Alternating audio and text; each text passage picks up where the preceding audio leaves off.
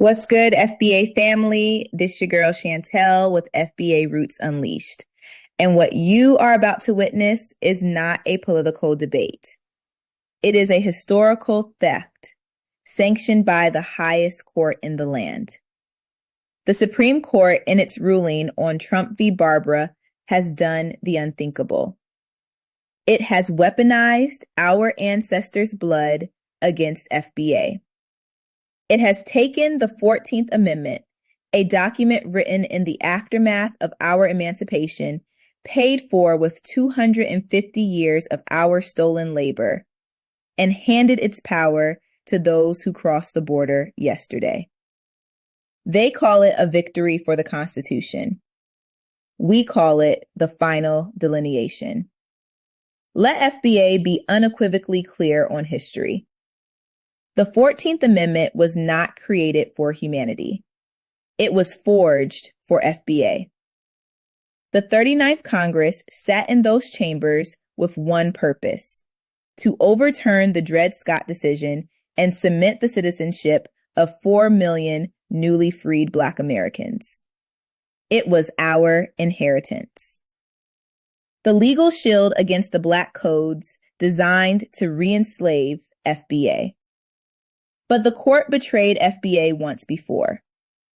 In the late 1800s, with rulings like Plessy v. Ferguson, they shattered that shield and built Jim Crow on the pieces. They weakened the amendment meant to protect FBA. Then, the Civil Rights Movement, led by giants, reclaimed that broken shield. They used its Equal Protection Clause to dismantle segregation. But in doing so, a fatal shift occurred. Organizations like the NAACP broadened the fight. From a specific remedy for the descendants of slavery to a universal banner for all people of color. That was the first dilution. And now the Supreme Court has finalized it. The Trump administration tried to reinterpret those words, to exclude the children of undocumented immigrants. The court said no. They upheld the broadest possible reading. Do you understand what this means? The legal strategy of traditional civil rights groups, fighting for broad, race-based protections, has reached its end. That strategy now actively works against its own people. The NAACP celebrates this ruling as a defense of civil rights. But we see the truth.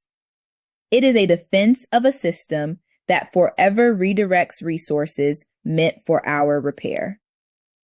Every dollar spent defending the birthright citizenship of a new arrival is a dollar diverted from the reparations owed for the birthright slavery of our lineage.